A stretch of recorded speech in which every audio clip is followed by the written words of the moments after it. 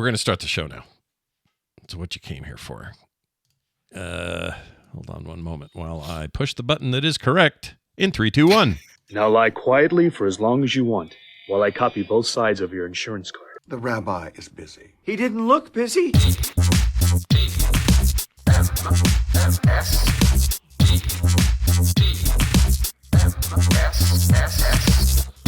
The morning stream. Well, of course, I am the supreme being. I'm not entirely dim.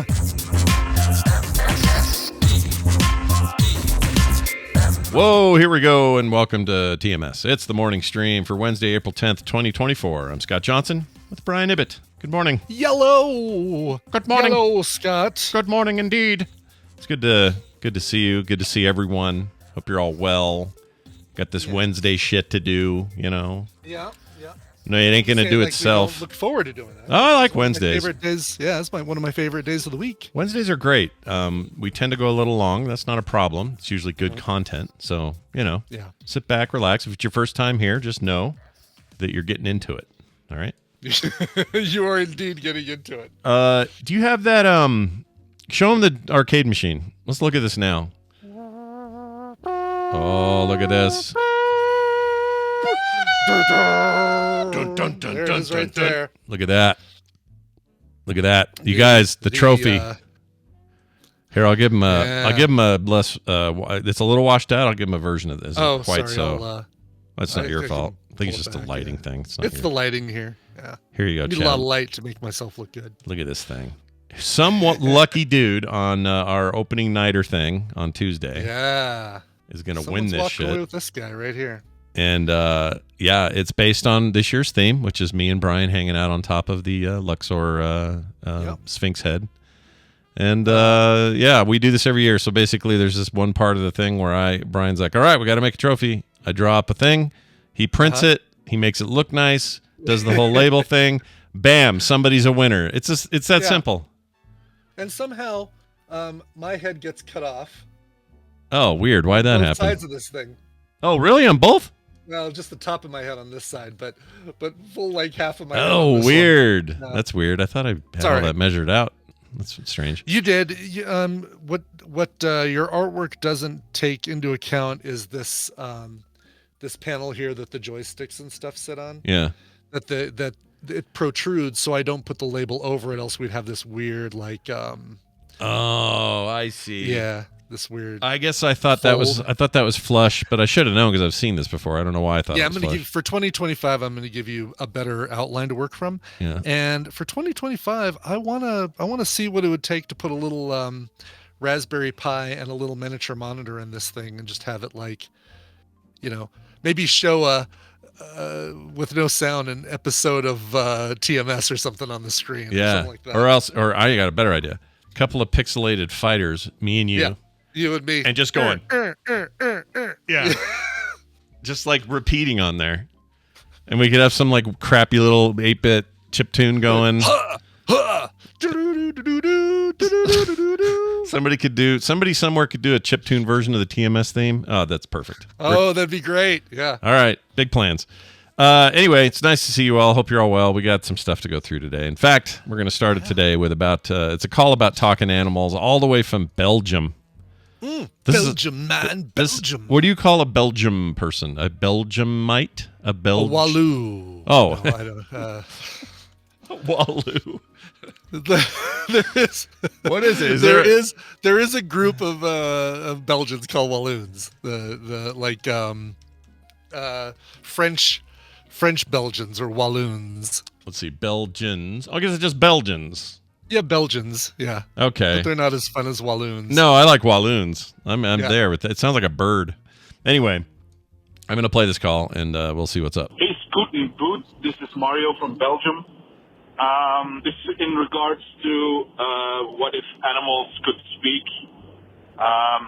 If my cat would suddenly start talking, it probably wouldn't frighten me this much or shock me that much. I'd be like, yeah, these are like demon animals.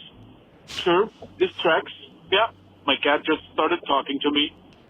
Hey, she trusts me enough to, like, let me know they can talk. I'd probably be like at ease with it. Any other animal? Fuck, man. I'd shit my pants. See you later. Bye. So a cat he's fine with, but if a dog started talking or a bird or something. Yeah, I think he's right. There's something weird. Those two animals are so close in our little domesticated tribe that we have in our home, right? We have some people have a couple dogs and a cat, or a couple cats and a dog, or whatever. And but there's some weird thing that wouldn't freak me out if the cat started talking, but would definitely freak me out if the dog started talking. If your cat suddenly started talking, what do you think its first words would be to you, if you had to guess? Food, food, food, Food. food, Food. food, food, food. I love that it has an accent for the word food. Yeah, it's like it's got its own little dialect. Food, Food. food. Give me food.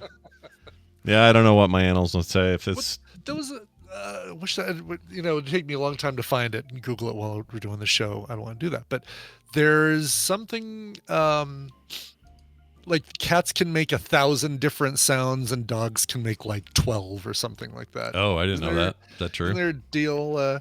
Isn't there a deal? So cats are more expressive than dogs, it sounds like? Yeah. Cats can make more noises with the way that their mouths and tongues and stuff can manipulate the noises coming out of them. The palate. I mean, I've heard them make some pretty weird noises when they do that whole like chatter thing, or when they go. Oh yeah. Yeah, there's like whatever. Salem surprises us with like she'll be walking around the house going, but then when she's up by us, it's like. Like super meek sounding, but then when she thinks we're not listening, maybe not. Feels like it's proof that cats are they're up to something, dude. They're up to shit. I don't trust Google them. says 10 sounds from cats or dogs. You mean 10? 10? That's very specific. That is very specific. 10 specific sounds. The top 10. Yeah, what would they be? I mean, there has to be a more infinite. They must be arranged. Yeah, give me a little more information. Then Google says 10 sounds. Like you found something. You found an article. What's the sounds like an the AI number of cat sounds versus the number of dog It's sounds? like a bad ChatGPT answer. Is what that sounds like. And the other day, by the way, I had another argument with ChatGPT. This was so stupid. I said, that's great when you have an argument with AI. Excellent. I was trying to find a video game that I could not remember the name of. The name of the game was actually called Mind Scanners, and it's this like name of the game. It's like Papers, Please, but set in cyberpunk universe. Very cool. Oh, that's cool. Yeah, it's awesome. And I knew I owned it, but I didn't know what to search for because I have like 3,000 Steam games. I'm like, well, how am I going to find this thing? So I thought, I've tried every search engine, nothing's finding it, and all I'm searching for is like cyberpunk game, like Papers, Please. Like I'm putting all these descriptors in, nothing. It's just not coming up. Mm-hmm. And I didn't want to go manually through my list to find it, which I actually ended up doing. But anyway, I go to ChatGPT and Google Gemini and maybe Bing. I can't remember. I tried 3 different AI things. All right. And GPT and Bing share the same backend, so it's probably not even a good comparison. But I went and I asked it, and it says, "Oh, I know that game. It's this made in something year, and it's not the right one." And I said, "Well, that isn't cyberpunk at all." And it says, it goes, "Oh, you know what? You're right. Hold on a second. Here's what my real answer is. It's And I said, "But that's cyberpunk, but that's nothing like Papers, Please." "Oh, you know what? You're right. Sorry about the error. Here's my other." I kept going and going and going. Funny if it kept going back, like go back to the first one. There, you're like, nope, that's the one you mentioned the first one. Oh, how about this one? The Papers, Please. That's actually what I was saying. I was comparing it to. Yeah. Now this is one of those things. Tom would chew me out for this. Not chew me out, but he would say, we have a bias for when it gets things right, then we're impressed and we move on and we don't think about it. When it does it wrong, we notice it so hardcore that we then start ascribing that to every experience we have with it, even though it's more right more often than it is wrong. And I've had plenty of little like, "Oh, who was the guy that was in that movie?" Blah, blah, blah. And it'll tell me. And it will say, "Is this who you're talking about? Here's links to his Wikipedia and his IMDb." Like, it'll do it more right 9 times out of 10. But every once in a while, I'm like, cyberpunk, plays like Papers, Please. I even said the cover of the game has a big headset with red coloring. Like I'm giving it all the input it can do, and That's he's like, funny. "Oh, here it is. No, that's not it. You're right. That's totally not it. How about this one? No, that's not it. Oh, you know what? You're right. That's not it. What kind of language is that? That is a weird conversation to have with a computer. I don't like it. No kidding. Have you? I mean, obviously, you've gone onto Steam and just to search for some of those keywords to see if you could find it. Yeah, Was and it I had a Steam game or it's no, it's on. It's also on Game Pass. It's on okay. Switch. Might have it. Anyway, it's a kind of it's small. It's a little indie game, but I had the hardest time. So I ended up doing exactly what I didn't want to do. I knew I'd played it in the last 2 years, so I basically just went through all my. I sorted my Steam games by played and date. And I just scrolled and went, all right, I'm looking for a red thing. And the words start to blend together. You know how that is when you're trying to manually find a thing. Totally, yes. Oh, yes. I finally found it. And ironically, I installed it and didn't even play it. So whatever. All that work. This is what you were doing. You spent all that time finding it. Then it's more about the chase. It's the thrill of the chase. Yeah. Scott. The hardest part of that level of that game was finding Just it. finding it. Yeah. You started with the boss level. Excellent. We also got some recommendal love, and I think it was you who recommended it, which is why I'm bringing this up. Did you do Line of Duty? Okay, that was it. I so totally did. Yes. We got Jeff Roden says, "Great call. I'm recommending Line of Duty. Such a good show. I'm hooked." It's always nice to hear when people like a thing. This is your British police procedural filmed. Some seasons filmed in Ireland, other seasons filmed in London, but this is one that I think I said you're gonna love it, Scott, but Kim is gonna completely because she loves those kind of. She loves British procedural crime dramas. Yeah. Loves them. Yeah. So, and this sounds like a good one. It's fantastic. You might want for a couple of characters, you might want to turn on closed captioning, but are they Irish? they are. Yeah, that's what they do. They got that Gaelic freaking. They just speak gibberish. I mean, Just let's nonsense. be honest. Just It's not- total utter nonsense. utter nonsense. It's like listening to Sims, basically. It's like Simlish. Yeah, we actually queued this up Oh, yeah. for. Yeah. It's next on the list when she's done with Good Wife. So Cool. That's the Oh, plan. excellent. You'll love it. yeah, DJ Stengel, Line of Duty is what we're talking about. Yep. Line of Duty. Line of Duty. Also, it was known in the Hulu. states. In the states, they called it Skid Mark, but back over there, it's Line of Oh, Duty. jeez. Yeah, I think it's a nicer way of saying it. Line Yeah, of it's a Duty. much nicer way. The Line of Duty. Yeah. Check your underwear for a line of duty. Hey, also, about those common streets, we talked about the MLK Drive and Circle and all that. And Maine and Broadway and all these, right. Yeah, we had a whole fun deal about that. Dave from Madison, Wisconsin wrote in, says, "Dear Brain Trust and Straw Man, your discussion about MLK street names had me laughing as a Madison resident because if you zoom in on the Capitol Square on Google Maps," and he gave us a link, which we're going to do this. Do that right now while we're talking about it. Give Okay. the, Zoom in on Madison. Okay. Right. Yeah, I'm going to give the kids. Wow. Look at the organization level on Madison. Jeez. I agree. It's impressive, right? Wow. Hold on, chat. Yeah. I'll show this to the chat if I can never get it to All work. right. Do There I we need go. to zoom in further. Okay. So, I really like it. Look at that. Yeah. Yeah. The way it all branches out from the square there, that's nice. Mm-hmm. He says, you'll notice on the east side of the square, there is a King Street named after Rufus King, an MLK Street, which are joined by Main Street. Not totally confusing. And yes, we have also a State Street because of Murica. Scott, you nailed it. Love the show. What did I nail? Oh, I don't know. Every street or every town has a State Street. I may have said that. I think maybe, or every town has a Martin Luther King. Yeah. Yeah, I don't know what I did. Anyway, love the show, though, Dave from Madison. Yeah, this is actually pretty great. I really like how this looks. That's funny. Yeah, it's really cool. I would live here. Let's see. Can I see it with the geographic layers? Let's see. Yeah, here we go. Oh, look at that.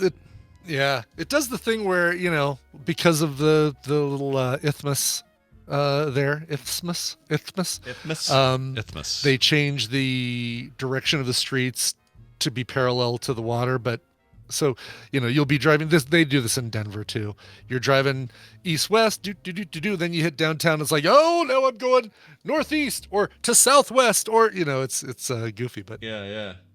No, it's weird. It's I don't know why I thought everything on the East Coast or eastern part of the country was a mess, and this isn't a mess. This is nice. This isn't a mess. This is really cool. Yeah, well done. Although it gets messier the further you go out. yeah, maybe a little bit. Yeah, you get out here in some of the rural, or not rural, but the like homes and stuff, and it's a little wonky out there. I can't remember the Madison newspaper. I think it wasn't called. Was it the Green Bay Times? It might have been the Green Bay Times. Well, that would work for football fans. Let me see here. Green Bay Times. Yeah. Oh, Green Bay. Now it's the Press Times. Green Bay Press Times. Press Times. What's the Press Gazette? That's another thing, right? Green Bay Press Gazette. Yep. Yeah, that actually, you know what? That was the one. Green Bay Press Gazette, I think, was the one that I went to. How was it there? Were they nice to you? Were they? Super nice. Madison, 4 months out of the year is lovely. Yeah. That's good. I always hear a lot of shit talk about Wisconsin, but everyone I know from there likes it there. Yeah. I don't know, but people should talk about Utah, and I like it here. So yeah. Oh yeah. We get about Colorado, and yes, prices, property taxes and home values and rent for whatever reason pot is going sky high, and we have absolutely no idea why it's happening. And we're in a bit of a bubble as well, like the housing part. Nobody can afford anything. My kids barely can afford their rent. When I was married and had my first kid, like Nick is at right now, our rent was like $369 a month. And this was in 1994 and 5. Not really that long ago in the larger scheme of things. I mean, it's 30 years, but still 31 years or 29 years. I think their rent is like $2,000. And it's a tiny, it's smaller than what we had, like by a lot. Yeah. How are they supposed to do this? And it'd be one thing if you say, "Oh, well, wages have kept up." No, they haven't. They haven't. No, they're trailing way behind. Yeah, Tristan and Kay have to have two separate or two more roommates just to be able to afford their apartment. And those two roommates have to share a room, and they're not in a relationship like Tristan and Kay are, right? So it's are they opposite sex? Are they? No, they're same sex. They're sisters. They're sisters. Never mind. They shared a room for a long time in their life. So I was getting all hubba about nothing. They're sisters.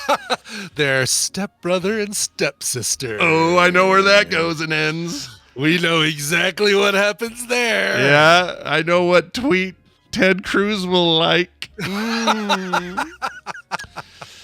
Anyway. That's right. So here's the other thing. It's on the street thing. Blake from New York City. New York City, get a rope. He says, Scott, I said I did not know this. He says, your street names thing and you were talking about in Salt Lake City on TMS Tuesday, I just learned that SLC has the largest city blocks in the world. Thought that was a fun fact. Blake in New York. I didn't know that. That's insane. I didn't know that either. So just a city block, like what basically the distance you go from 100 north to 200 north or 300 north or whatever. Let's see, downtown. Really, I'm gonna look at it. Talk about it. I'm gonna see. Yeah, there probably is there's probably too many of those. Yeah, there's a TikTok about everything. Scrolling in, like you won't know. Like I'm looking at downtown, and it's definitely gridded out the way we are all proud of and everything. But I don't know why what I'm looking at would. I mean, I guess you'd have to measure it, and they have, and this is what it is. Yeah. But to me, they don't seem like that big. Like I don't know. This is all right. So this is really cool. So there's a let me see if I can open this image in a new tab, and I'm going to give you the link to the image. Well, it's an Imgur. It's an Imgur. I'm going to send you a link to an Imgur, Scott. Oh, an Imgur. I like Imgurs. An Imgur. It's better than a WebP. Imager. Don't send me just don't send me a WebP. A WebP. I don't like WebP. All right, there was a freebie. Put it in the titles, everybody. It's fine. That's right. So like Carson City, Nevada is the smallest on here. Can I zoom into this? I can. Good. Holy crap! Sort of. Yeah, I know. Look at the size of your. Oh, this sucks. This is the not worst. Great. It's a tiny. It's not big enough to do much with. Yeah. Open image in new tab. Can I then take that? Nope. It's still all right. Well, blurry. Yeah, Carson City, Nevada, 180 by 180 city block, 180 feet. Tiny. 180 feet city block. Compared to like your Las Vegas, which is like, I feel like Las Vegas would have had the biggest city blocks, but you don't, the hotel takes up multiple city blocks instead of it being, you just think of it as, oh yeah, the Circus is right there, or not Circus, let's say Caesar's Palace is right next to the Mirage. Sure. And, Sure. they're right next to each other. Right. Like I'm looking at Denver. You guys didn't even go Oh, square. Chuck, this is not Comic Sans, this is Tecton, okay? Yeah, it's not my favorite font either, but it's definitely No. not Comic Sans. Okay. Yeah, it's Tecton, my friend. Denver, Colorado, you guys went rectangle. You decided to be a little different. Look at you. Yeah, we did. Well, look at New York. Oh yeah, I didn't. New York, look a at little oblong, pretzel sticks is what they are. To be honest, Salt Lake City. New York was so long that it didn't even register with me that was real. That looks crazy. But yeah, look at us. Look at this huge square. Jeez. Yeah. You could fit, let's see, 2.5 Denvers in there. Right. Yeah. Salt Lake City, 660, it looks like 600 or 780 by 780 full city block. I guess that's when you count sidewalks or something. Must I'm be, not yeah. Sure what that extra space is. I don't know what the borders are. Yeah. The bleed. Yeah. The bleed on this. The bleed. But it's funny how some cities have bigger bleed, like Macon, Georgia. Big bleed. Yeah, look at that bleed. Is But that look at just the tiny bleed on Baton Rouge. Yeah, Baton Rouge is like, this is a one-way street the whole way around. Oh, this is fascinating. Variety of American grids. I had no idea that I was. No, I didn't either. Another record, I guess. Yeah. Well done, Utah. We did it. Well, nice job. Who gave us that? Did you just find that? I found it. I giggled it. Nice As, giggle. They say in Ireland, I giggled it. You giggle. Nice giggle results Yeah, you got I on that. giggled it. Yeah. All right. Well, that's all well and fine, except we have to play a game. Oh, I'm not even logged in. That would You're help. not logged into said game, Scott. I best do that. I'll be pink again. No one takes pink, You are. so I'm guaranteed. Mr. Pink. Why do I have to be Mr. Pink? I saw that like 2 months ago with Nick. Part of our movies thing right before the baby was born. That's a good one to watch. That's a good one to put on the must-watch list Yeah, for sure. he really liked it. He likes Tarantino. What am I looking for here? Oh, I'm looking for Dunaway. Jeez. You're looking for Dunaway. You got to add Dunaway to this thing. All right, Dunaway incoming. Game to play. If you want to be on today's hoo ha, you gotta let me know via the Discord. I'll take the third person, and that's also how I'm writing my novel. Hey, Scootin' Boots. Whoa! Don't play that. That music means one thing. Brian Dunaway has joined us to play a little Tadpooly Feud. Hello, Brian Dunaway. How are you? Oh, hi, Scott and Brian. Doing pretty good. The sun's Yay. shining, no moon in the way. It's a fantastic Wednesday. That's nice. No more moon. Get that moon out of the way. Come on. Yeah. Get out of here. I enjoyed the somebody did, of course, the easy joke, which is they put a Death Star in front of a sun for a partial Nice. eclipse and said that's no moon, right? That's a good joke. That's funny. Yeah. Everybody had jokes about how their eyes are burned out. That was pretty common. Right, Nobody really made me laugh with this thing. No. I was But looking it's for not it. April Fool's Day, Scott. It's How not about an April Fool's joke. about I know, but I was how looking about for an good observation? memes, good Right. memes, good observation. I didn't get any. Not really. Here's an observation. I'm not saying funny, but I'm just saying that maybe the clouds are a little bit hurt. It's like, hey, I cover the sun every day. Where's What's my love? Where's Why are my people love? Where's my flying cloud hundreds- day? Yeah. People are flying hundreds of miles to look at me cover up the sun. Yeah. Right. Where is it? That's what I want to know. Also, where is our listener participator? Guess what? They're here. We have on the line with us the True Schmitty. Hello, the True Schmitty. How are you? I am well, and Madison liver and native here as well. I Ah. saw you guys were talking about Nice. us earlier. Okay. It is so funny to have somebody describe Wisconsin and use the word liver. Yeah, liver. Which is the Liver. thing that is punished the most by living in Wisconsin. Do you guys have Hey, it's Wisconsin? gonna be like 70 degrees today, so we're looking up. Nice. Yeah. Okay, Nice. do yeah, you- this is do in you- those 4 months that are nice. Do you Yeah, have? exactly. Do you have? Do you feel like people give Wisconsin too much shit? Like it's a fine town and everything's good? Or state? Obviously, it's not a town, but you're in a town. No, yeah, everything's great, but you can still give us more shit. That's fine. Okay. we can take it. I don't know why I feel like maybe it's mostly political stuff. It just feels like you got a kind of a wacky local Really? legislature or something. I loved. We went to Milwaukee a few years ago. Tina and I did, and went to Summerfest, which might be the greatest concert experience I've ever had in my life. Wow. Because it's 12 stages with bands going on all the time. Garbage playing on one. Over here we've got a Billy Joel cover band. Over here we've got Journey or Bon Jovi was on one. It's like, and you pay once, you get in this place, and you walk around. You just go to whichever concerts you want. Grab some cheese curds. Wow. I'm into that. That sounds great. Jeez. There's a sky ride that goes over the whole thing, like a gondola ride to get from one end of Summerfest to the other. Closest I've ever been is I went to a Brewers game in the early 90s, I think it was. And that was fun. You guys still have the Brewers still go. They're still a thing, Milwaukee. Still a thing. Still a thing. They are still a thing. Even though you, like a month ago, you tried to pretend that they weren't still a thing. I don't know why. I don't know why I'm convinced they were sold or something. You really want the Brewers to leave is the problem. Yeah, get out of there, man. Come here, and then we'll be the Salt Lake Brewers, and it'll make no sense because we're not known for brewing, just like the Jazz. It's great that you've got a team named after both meat packers and beer makers. That's I just right. love the fact that. Yep, I love it. Also, Utah is all about naming our new NHL hockey team, and they're putting it out to the public to come up with names. Oh God! Some of these are terrible so far. I'm sure. Terrible. Let's all vote for Hockey McHockeyface because I'm sure that's what's going to win the internet. I'd like it. I'd like that more than what I've heard. Although I did like. Let's see. It's the Salt Lake. Ah, shit. The Salt Lake Soakers. No, that'd be a Provo Silkers. You got to do that in Provo. It'd be really funny to have the because playing off the whole B thing, have it be the Salt Lake City Wasps because there'd be a whole extra level of hilarious. Yeah, that'd be all right. I would not. You know what? I'll take whatever they give us. It's fine. I'm excited to get a team though. Anyway, well, let's get right to it. We're going to play this game. Dunaway's here. Our guest is here. Brian's here, of course, and he has the rules. So, Brian, explain how this works so we know what we're doing. Okay, it's time to play the Tadpole Feud. I've surveyed the Tadpole on some nerdy topics. Scott and Brian are going to have to predict the answers that they gave us, and it's their job to see how many of those answers they can provide.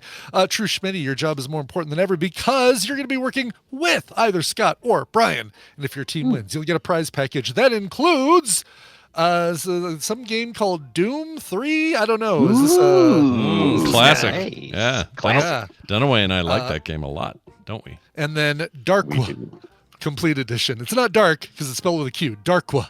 Oh, Complete Edition. I've heard of that game. Do not know what it's even about. Got a Q there though. That's cool. Cool. Everyone likes It's a got Q. a Q, so you know it's Cool. Yeah, it's got to be cool. It must be cool because it's got a Q. That's right. All right. If you guys are ready, put your hands on your buzzers and get ready to answer this question. All right. What is the best fictional restaurant or bar? I can't tell. Oh, Scott buzzed in. I sure did. Did I? Wait, it says. Oh, I guess I did. So Scott J buzzed in. Scott your J, pink but is by so all means, light. Your continue pink, to when you wait. highlight, your pink is as light as Brian's is dim. Yeah, Oh, I probably. we got to pick something different. I probably picked the wrong bad idea. All right, restaurant. Come on, you've had too much time to. Sorry. I'm not even. You You assume too much about my brain. I have not thought at all. I'm going to go ahead and say the one in Meaning of Life, Monty Python restaurant. That thing where he barfs.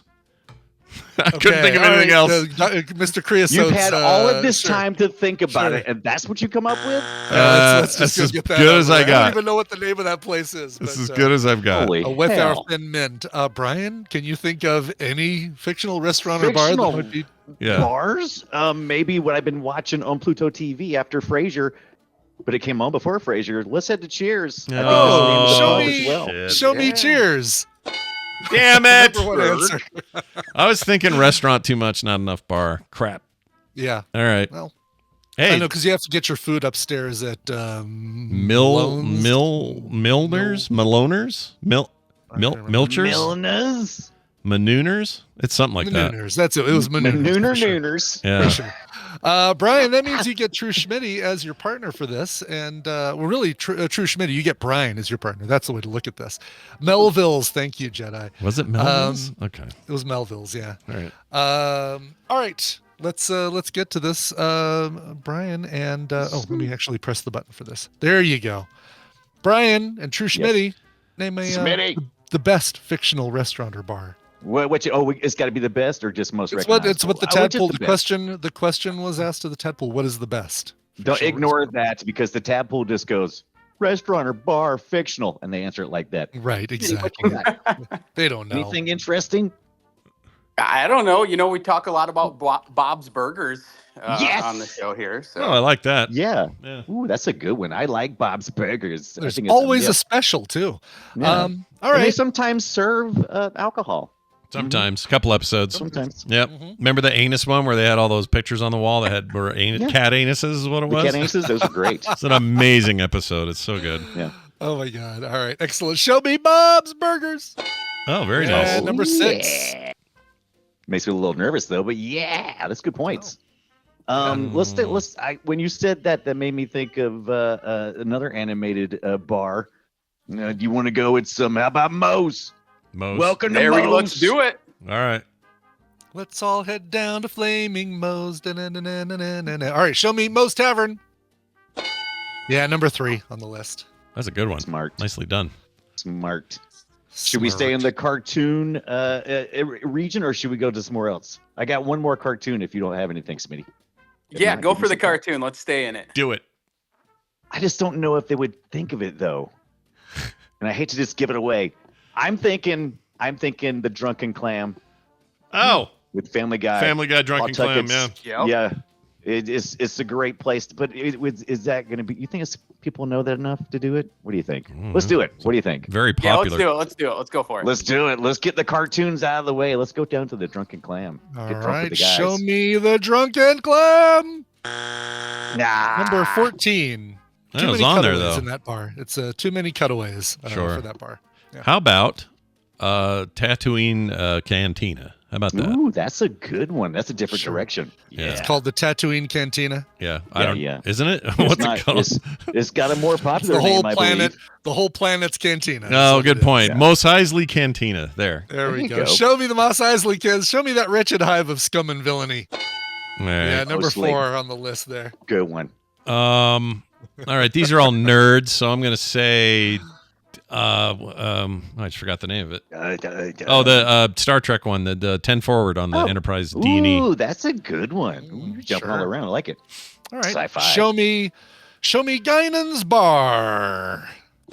Yeah, 10 forward, number 5 on the list. Score currently, Brian leading with 10, Scott trailing just behind with 9. Nice. Very Okay. close game. Now we have a fight here. All right, Kim would Now be we mad have at a me. fight. Kim would be mad if I didn't say Central Perk because she loves Friends. Oh, that's such a Yep, yeah. there you go. Everybody goes to Central Perk. That's Yeah. got to be number 2, right? Come on. Come All on. right. Show me that coffee shop that's got mugs so big they might as well, I'm sorry, have nipples on them. Central Perk. Yeah, on number there. 7. Good points. Scott Good takes the points. lead. Let's go back to My Star Trek. favorite Fisher Stevens moment on Friends right there. Yeah. 16 to 10, Scott leading right He was now. good on there. So was what's her was name that whined a lot. That actress doesn't get enough credit. Oh, yes. That Oh my God. one. That one. Yes. Janice. Yeah. Janice. Yeah. uh-huh. She's very good on Seinfeld as well. But anyway, okay. Sorry, I lost my train of thought. Oh, I'm going back to Star Trek. I'm We're just doing fine. Quarks.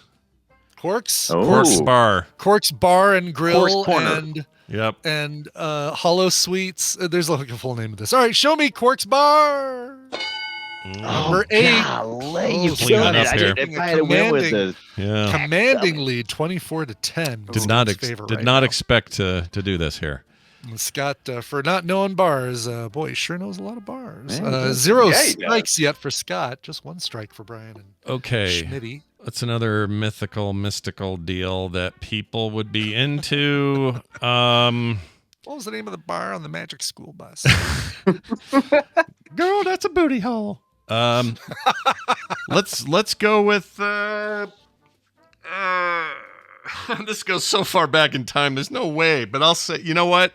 I'm gonna hope Wabbit Magic voted for one, and he said Nice. Mel's Diner or some shit. Mel's Diner. Excellent. All right. Show me early to bed, early to rise. All right. Show me Mel's Diner. Ah, poop. No, I honestly know more of the Alice theme than I want to admit. Strike for Mel's Diner. However, it did come up on here. Number 19 was Mel's Diner. So enough people. Remember that that Flow spinoff they did Yeah. Yeah. Yeah. for a hot second, and it didn't work out. That's right. Yeah. All right. Was that movie, Nice. that was a movie based on, or another TV show based on a movie, right? Alice Doesn't Live Here Anymore was the. Oh, I thought it was based on the song, or no, not the song. What am I thinking of? It was based on the song 9 to 5 by Dolly Parton. There's some other diner. Oh, you're talking about Alice's Restaurant. The Alice's Restaurant. the I always Guthrie. Yeah, I always thought it was. I don't think it's true, but when I was growing up, I think assumed it. I want to say it's based on Alice Doesn't Live Here Anymore, but I'm not 100% sure. Somebody out there knows and will tell me. All right. Looking forward to that. All right, you guys, it's back in your court. You can still win this, That's right. There are still 3 answers left on the board, and if you get them, you win. But even if the two between the 3 of you get all 3 of them, then Schmitty wins the prize anyway. All right. I was pretty psyched about going to Arnold's until Mel's Diner didn't show up there, and I don't know. I was going to fly out some Milwaukee connection. What do you think? Arnold's or something else? Do you think we should go? Now SpongeBob works at the Krusty Krab. I've got one other Yes. animated too, but I don't know how likely it would be. So What you got? oh crap. Krusty Krab? SpongeBob's Krusty Krab? We did that one already. Right? We didn't do that one. We didn't do that one yet, did we? We didn't do that one. Yeah, let's do that one. Oh yeah, Did we do do that Krusty Krab because I don't think anyone's done it or said it. Oh my Krusty's God, we Burger? did do that, didn't we? Did we? Did we? You did not do that. Okay, We did did. not do that. Everybody thinks I you hate did it. helping you, but Are we What if having we just Drew said, have what an if we idea just what's said going on Krusty here? and we left it to be either Krusty's Burger or Krusty Krabs? What if we did that with that? Oh, I see what you're doing there. You're trying to get two dirty bastards. I will not allow that. That's a little Dirty that's a little- pool. yeah, that's the Roosevelt rule. There's there's 2 Krusties. All right, pick one. Pick I a don't know. Krusty. What are you saying? It's the tadpoles. So they're such old people. Look at these answers. Cheers. Mos Eisley Cantina. I don't know. Central Perk. These are old people shows. Yeah. I Well, think we go for it, Brian. do it. All right, let's go to the All right, Krusty okay. Krab. Get All us right. get us All right. in there. Yeah. Show me Krusty Krab.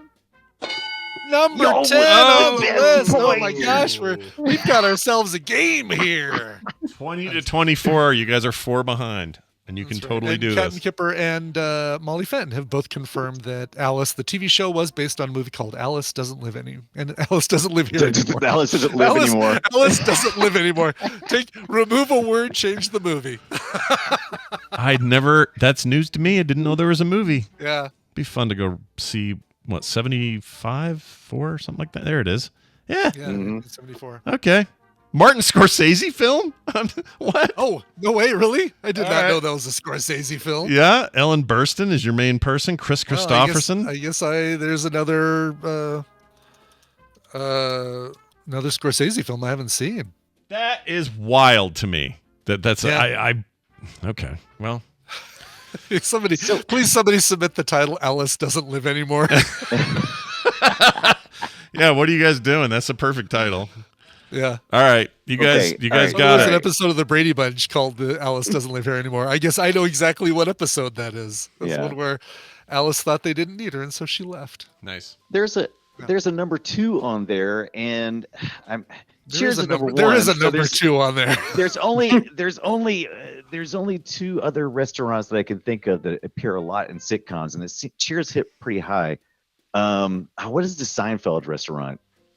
And I can help you here because I want to see our dude win. But it's like, isn't it? It's also Moe's or something, isn't it? Is it Moe's? It's something short like that. Maybe not Moe. Would we get away with saying Seinfeld restaurant, or are we going to make us name the actual? Yeah, will you take I that? guess I'll let you do it because I was giving Scott crap Yes. about Tatooine Cantina. Right. All right. What do you think? You think that sounds good? Is it good? Yeah, let's do it. That Let's sounds do like it. a good one. All right. Well, the actual place is Tom's Diner, but in the show it's called Tom's Monk's Diner. Cafe. Show me Monk's Cafe. Ooh, There it is, number 9. yes. I think that ensures the. Oh, you win That then because secures the win. Yeah, there's no way. It does. That We'll is go one on of the board. tightest races we've ever had here. It really is. Yeah. It Oh, what is basically number went back 2? and forth. Yeah. Nicely done, guys. What is number 2 though? Well, I I they- can't think of anything else that would be as slightly less popular than Cheers. Yeah. By the way, did you know the trivia of the Monk's Cafe? So it's based on Tom's Diner, and the Oh, song okay. "Tom's Diner" by Suzanne Yeah, Vega. yeah, It's written yeah. about that diner. No. oh Yeah. no way. Yeah, well, that's cool.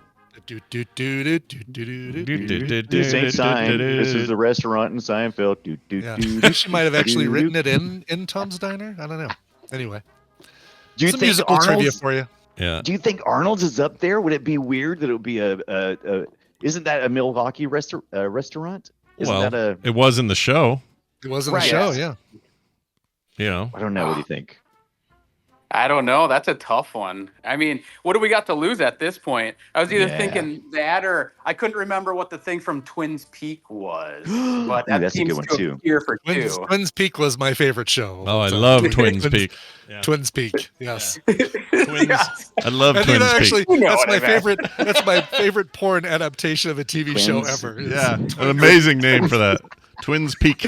Don't go Google searching now, Tadpole. Yeah, don't do it. You'll find Turn what your you're looking safe search for. on, folks, when you Google Twins Peak. Mm. All right. I like so that one. I don't. That I was the- can't.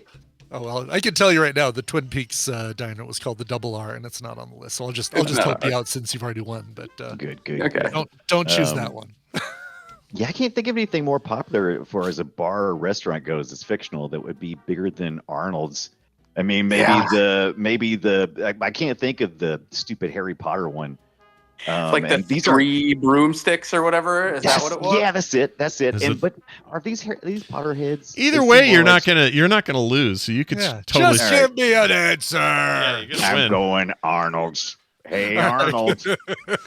Show me Arnold's. No, Can I Arnold's, guess? Oh. Number 13. Well, you can guess because you're still playing. Oh Game's right, still I'm not going. X'd out. In my head, I've got 3 strikes, and I don't know why. I usually do worse at these. I'm gonna say this is a total outlier. There's no way I'm right, but I would like to say I know. the Pollo El Pollo. Loco? El Ooh, No, Pollo Loco? there we no, go. the one- Yeah, some Breaking The Bad. Breaking Bad chicken action. place. What's it Yes, called? Los Pollos Hermanos. Hermanos. Sure. That's it. That's Yes, it. The Chicken Brothers.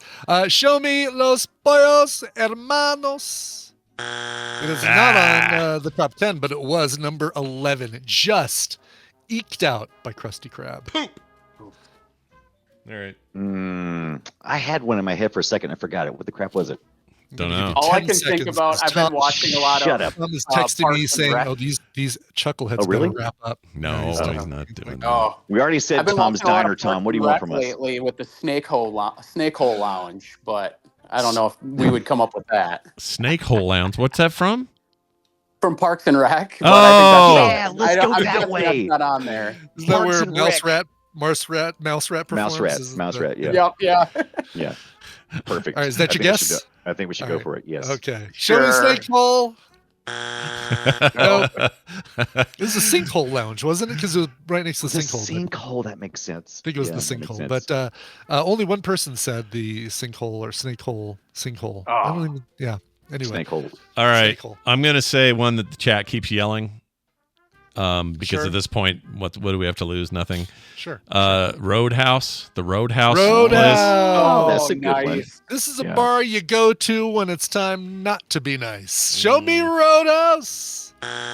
Ah! Shocked. What are we Number missing? 2 Yeah. is so popular, they named a book after it in a popular series. The restaurant at the end of the universe, Oh, Millie Ways. Millie Ways, My but that's God. okay. I guess books are It is included. the best. It is the best restaurant. You just go there and you watch the universe end.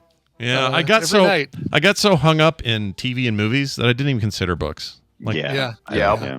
that was the second book I believe. Well, they got there at the end It of the was the first second book, book, yeah. right? The Right, right. They arrived there at the end of the first book and then the second book. Yeah. And every time I've ever went hitchhikers, I've always lost out Oh, really? on this. Yeah, every time I've ever guessed hitchhiker stuff, I'm like, so maybe nobody's a fan, but then they put number 2 up here. Yeah, I know, right?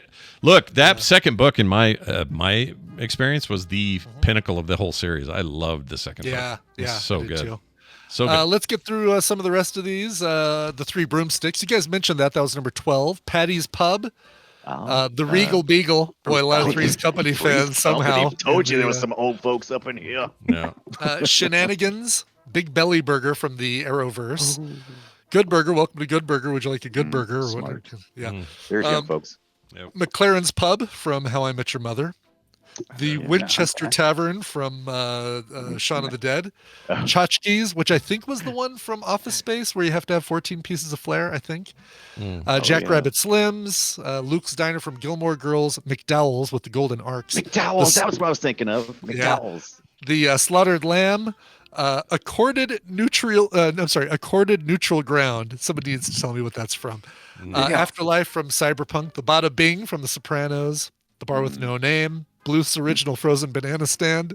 Did anybody do the taxi noodle taxi thing from Fifth Element? No, unless it's called something in here that I don't recognize. Nobody mentioned that one. Boar's Nest from Dukes of Hazzard, Cafe Nervosa, that's the one from Frasier. A bunch of people are saying the Frasier one. The Cafe of Broken Dreams, it's an Easter egg bar in Fallout 2. Good luck. Cafe Tropical from Schitt's Creek. Let's see, Casa Bonita. Nope, folks, that's real. The Chum Bucket Club Obi-Wan from the beginning of Temple of Doom. The Der Waffle House from Dead Like Me, where they would always meet to Mandy Patinkin to hand out his assignments for everybody. Fangtasia from True Blood. Flingers, Hawthorne, Hell's Kitchen, In-N-Out Burger. Both of those are real. JJ's Diner. Krusty Burger. Just one person said Krusty Burger, so I'm glad you didn't choose that one. Oh, yeah. McAnally's from the Dresden Files. Midnight Tokyo Diner. Mr. Beef from The Bear. Let's see. Ozorngax's Pub, Panucci's Pizza, Pizza Planet. That's surprised only one person said Pizza Planet. Toy Story. Yeah. Pizza Planet. The Red Pony Bar, the restaurant at the Singing Towers of Beryllium. That's a Doctor Who thing. The restaurant from Ratatouille. Don't know if it even has a name. Just the restaurant from Ratatouille. Rick's You Cafe want to go Americana. where rats make... Okay. Yeah. And finally, Taco Bell, because in the future, in Demolition Man... Demolition Man, That's, somebody actually seriously put Taco Bell, parentheses, Demolition Man, because, it's the... it's fictional. The Bar in the Continental Hotel from John Wick, The Leaky Cauldron, the Max from Saved by the Bell, The Peach Pit, the Titty Twister from Dusk Till Dawn. Yeah. Good call. Yawning Portal from Dungeons and Dragons, World's End. Yeah, a lot of good ones. Yeah, a hell of a list this year, or this week. Cousteau's, that was it, right. Thank you, Icor and Red Fraggle from Ratatouille, Cousteau's. Oh, that's right. And he was the little Weasley... Yeah. There's a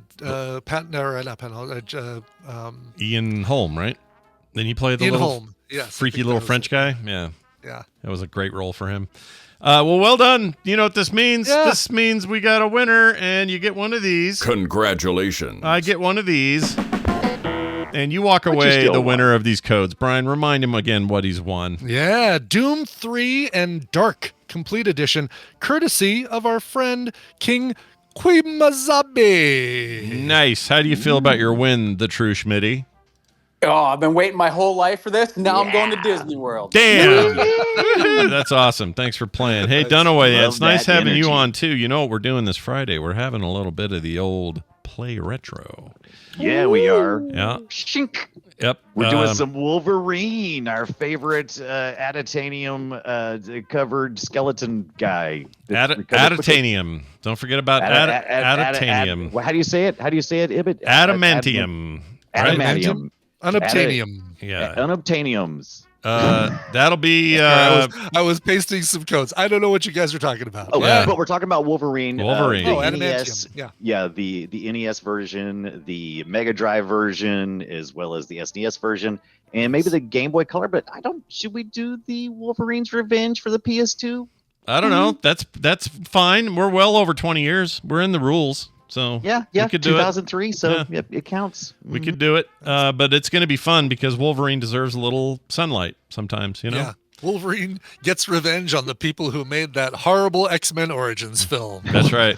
Yeah, that movie sucked. But yeah, that'll be this Friday, 1:30 p.m. Mountain Time when we do it live, and Brian and I will both be there. Dunaway, that'll be great. Kiss our butts. No, you. Nope. All right, he's out of here. He's out. He had to start saying not "no you" right when I said "kiss" because the lag is kind of bad to South Carolina, and he can't always answer as quickly as. No, he did great. He did great, like sliding that in. Yep, he did well. All right, we're going to take a break. When we come back from this break, Tom Merritt will join us, as hinted at before. Also, recommendals after that.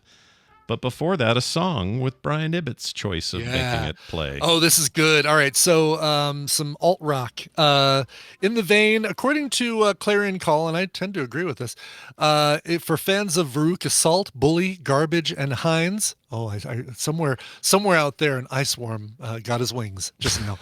Clarion Call Media providing this one over. These guys are from Brooklyn. It's a band called Sub T. They have a little asterisk between the sub and the T, like they think they're Dragon Con or something. They have a brand new EP called Spring Skin. Comes out June 21st on If This Then Records. I love it. This is the first single from it. It's called Unearthly. Here is Sub T. You want to be my lover, you got to get with my friends. Nobody in this house is getting a nose job. You got that?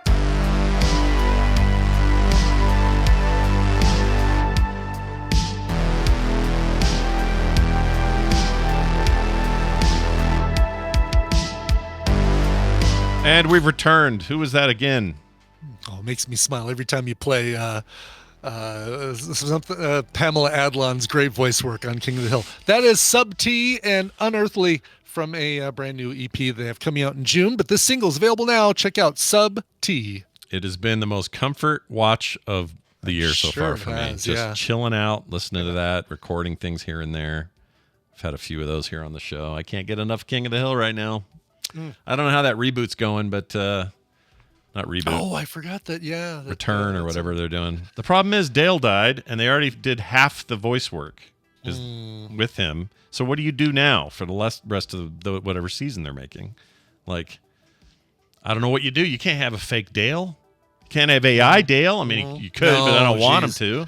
I imagine there's people out there who can do a good Dale, like what they did for Rick and Morty was acceptable. They're not distractingly bad. Or they could go a complete different direction and do what they did for Solar Opposites and have like a Dan Stevens level change. Yeah, and they kind of have a problem across the board because they got the niece. What's her name? She passed away. Oh right, Brittany Murphy, way too young. And then you got Free Fallin', what's his name? Tom Petty. Tom Petty was his boyfriend. He passed away. So you're missing a bunch of folks. Whatever they do, I'm here for it. Go for it. Let's go. I'm into it. All right. Yeah. We're gonna now swing the microphone west and bring Tom Merritt into the fray. I believe he's back from Texas. Let's find out when we get him on the phone here. And we'll see what's going on in the world of technology. Oh, I hear myself. No, I don't now. All right, check this out, everybody. Listen to this. We want Tom. We do indeed. Tom Merritt, everybody. Looks like he is back in the studio after a whirlwind trip to Austin, Texas. Welcome back, You look sir. like you just saw the eclipse. Yeah. Who said that? Who's speaking to me? Yeah. You did not use glasses, apparently. I took all the safety precautions, and as I discussed on Good Day Internet yesterday, we had a little magic trick from Brian Brushwood in Austin, Texas for the eclipse. There were clouds, and we didn't think we were going to see totality. We saw it like moving and getting closer and closer, and then right before totality, the clouds covered it. Everyone's like, oh no. And then right at the last moment, the clouds parted, and you got a good look at the full thing blocked out. Wow. And for the entire time, you got the darkness and the birds all confused, and the light sensors thinking it's nighttime and turning on the lights and all of that. So it was great. Sure. Yeah. It looked good. I saw some of your pictures, and I don't know is that their dog, the little white dog? I kind of want that dog. Is that Schwit's dog? That's Mike TV. Is that dog available? Yeah, because I'd sure like that dog if you could bring it home. Yeah, next the little time. one, right? Yeah. That's Mike TV's dog? Yep. All right. Moppet. I like that dog. It's a great name. That's a great name. The other thing that Brian did was he got George Robb to play the entirety of Dark Side of the Moon on piano, timing it so that as totality hit, he was singing "And the Sun is Eclipsed by the Moon." It was That's great. And that's some great timing. Wow. Nicely done. Beautiful. Yeah. George was so stressed out. He had a phone for the timer so that he could like keep track and try to keep pace and all of that. He forgot to put it in do not disturb. So everybody's like, how's it going? Are you enjoying the eclipse the whole time that he was playing? Oh no. Yeah, you just have to I always forget to do that too, and I have something like that with my phone. Oh yeah. Always. Well, it's good to have you back. Since you've been back, I know you've been digging around and getting all settled back into your tech world, and I'm sure there's stuff swirling around the drain today. What's going on? Yeah, did you hear it? Did you already talk about Warcraft coming back to China? No, so I guess they made a deal. NetEase and them made up because there was like a big stink on the NetEase side anyway, and they actually burned like a Blizzard statue at the time and did all this crazy shit.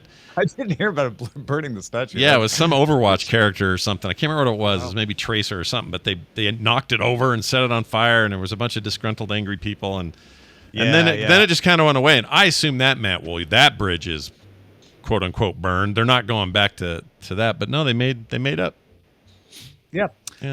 So turns out Microsoft was the adult in the room based on what you just said.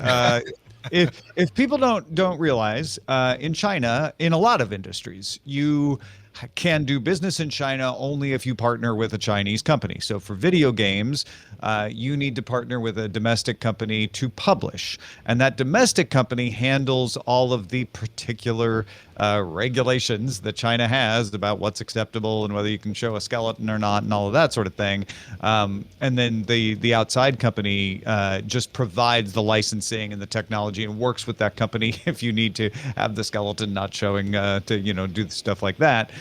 So that deal ended in November 2022, and then that meant, because of the terms of the deal, that all of the Blizzard products stopped being distributed in China in January 2023. Doesn't mean Chinese players stopped playing those. It just means they had to jump through a bunch more hoops if they wanted to do it. Right. So now it's going to be much easier because Microsoft has gone and made nice with NetEase. Apparently, a NetEase executive had claimed that the original deal fell apart because of one specific jerk.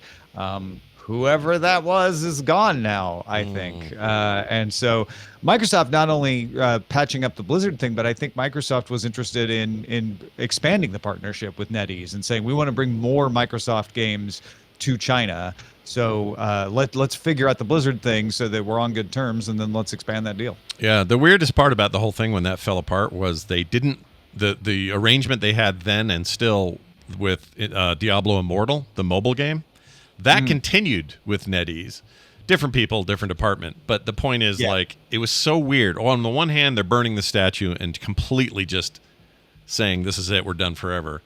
And on the other hand, they're like, but we got this mobile game and it's doing good and raking in money, so we'll just keep that going. The contract requires us to publish the mobile game, so I guess we'll do that. Don't burn the mobile game. Yeah, don't burn the mobile game down, whatever you do. Y'all have phones, right? Anyway, that's interesting. Having it out of the country or having those games not playable there, I think was a big deal for a while. People were not happy about that, so having them come back. I'm curious, from your point of view, do you think that had an effect on the fates and successes and expansions of esports with Blizzard? Oh, good question. I mean, it never really slowed in Korea, but the Chinese side of esports definitely took a hit. Not just them, though. There was a big dip in a lot of games because there were new regulations, and a lot of them affected the youth and how long they could play and all that kind of stuff. So even things like League of Legends, StarCraft 2, these sort of esports stalwarts kind of not stopped, but they hit a real pause in that market. And I think it probably did. Like, how can it not affect the overall thing? It was already kind of a problem in Europe and the U.S. in terms of growth and not getting their investment back. So then when you have an entire Asian market essentially shut you down, like in Overwatch's case, I mean, it's literally what happened. Then that has to be a negative impact, right? There's no way they would deny that. But I also it's kind of hard to tell when it was running into problems in a lot of different places. But I think that did. I think you're right that the regulations which crack down on younger than 18 players probably were a part of that. They were going to restrict it even further in December, and then there was a little bit of an internal tussle, and they walked that back. it does. Technology Review has an article today, just in general, why China's regulators are softening on the tech sector, and it does seem like some of the ideological elements of cracking down on tech because it's doesn't promote socialism with Chinese characteristics well, and it's coming from the outside, et cetera, has run into the fact that you're scaring people away. You don't have investors wanting to put money into your country anymore at a time when you need that. China's economy is maturing and slowing at the same time, so it does seem like that probably was part of it too, but I wonder how much the softening of the regulations allowed Microsoft to come in and make a deal with NetEase. It's possible that the fight with Blizzard in 2022 was because of the increasing restrictions. When you start making it harder, people start to dig in their heels and say, well, I can't give you a better deal because the deal with the government's getting worse all the time. And now that has stopped and eased, maybe NetEase felt a little more relaxed and a little more willing to negotiate. And of course, Microsoft being a fresh face helped a lot too. Yeah, and I think the one thread running through all of this is there's a lot of untapped potential both in player base and in creative output in China. There are companies and developers that are making some really cool stuff, and they get hamstrung by these somewhat draconian measures by the government. So I don't know. Personally, I hope that eases up. All the politics aside, there are some good things about having a shared global gaming player base. Well, yeah. Have you ever heard the phrase ping pong diplomacy? No, I don't think I have. What does it mean? So it may be outdated at this point, but it was a term for decades that referred to the fact that China and the United States were not talking, and there was a ping pong tournament, and the U.S. player went over and said, "Hey, to the Chinese player, let's play," and they sort of just broke a few rules doing that, and melted some barriers, and next thing you know, Kissinger's in China talking to the premier, and Nixon goes and visits Mao, and the relationship got a lot better, at least for several decades before recently. Nice. So maybe World of Warcraft can be this generation's ping pong. Warcraft diplomacy. Yeah, perfect. The Alliance and the Horde can't get along, but maybe we can. Well, that's great. Tom Merritt, look forward to discussing many more tech stories on the show today. And we're going to go a little bit deeper in a segment. I'm going to talk about Microsoft's apparent full backing of a new console for a next generation. They don't seem to have followed up to do any of the things people rumored, which was, they're getting out of the console business. It sounds like they're full speed ahead on whatever their next gen hardware is going to be. So we're going to talk about that. We got other stuff. Is there anything else you want to mention that's going on or coming up or that you're working on? Yeah, I'm still working through funding for the book. We're past 50% for Synced at Unbound.com. In fact, I got to see Will Harris. If you don't know Will Harris, the original Brito, he is the CEO of Unbound. So I got to see him this weekend and hang out. And he assured me, you're fine, you're on track. Just keep going. So thank you for folks. I know there's been a couple bugs here and there, and some of you even helped them fix the bugs. So that has improved things in the ordering process, especially if you ran into problems ordering. By all means, head back and try again, because I think it's a lot smoother now. But thanks to everybody who has pre-ordered. The idea is to have a book that helps you understand technology without all the outrage and the FUD and all of that. So if that sounds of interest to you and you haven't already considered it, go check it out at tomsnewbook.com. tomsnewbook.com. Tom Merritt, have a fantastic day. We'll see you a little bit later. Thanks, y'all. Bye now. All right. It's got that weird hiss, but we just live with it. Just live with it. I wonder what's causing that. It's crazy. I only get it with him, so it's got to be something on his end, but I don't know what. I'm guessing there's some weird software loop he's got going that he uses for show stuff and causes a weird outgoing call. What's funny is we have a meeting on Discord every Wednesday at 1. Yeah. To prepare for the show for DTNS, and none of that there. So and it's still on Discord, and it doesn't make any sense. I don't get it. Well, anyway, it's good to have Tom here. Let's get to some recommendals, guys. It's time for you to stop flipping channels, wondering what you're going to watch. You know, What am I going to watch next? you're going to want to hear what we say about that. And been some great recommendals lately. So let's see what we got today. Today feels like a little old school today for a bunch of us. I think Brian will be the most modern of the three. I think I definitely will be. Yeah, that's true. Good deal. Here we go. Well, what do you recommend? Well, let's tell you what we recommend. We recommend things on streaming services, everything from Netflix to Prime and everything in between. Whatever it is, wherever we saw it, we like to bring it here and say, you should see it. And joining us, as always, is Nicole Spagnola. Hello, Nicole. And she's muted. It's not working. Oh, you're good. There we go. You're back. Now we hear you. Took a second. Earphones. Yeah, it's all good. You sound fine. You're home now. Yeah, everything's good. I guess you'd been home by now. It's been over 2 weeks since you're in Denver. Had that seemed like a fun trip though? How'd that go? Everything good? Yeah, it was a lot of fun. We explored Colorado more that 1 week than the whole time we lived there. Than you did when you were living there, yeah. No. You know, maybe if I would have showed you some of those places, you'd still be here. Maybe you wouldn't have left. We'll come back. We come back all the time. So That's true. It's not much of a drive, is it? Yeah. Go ahead.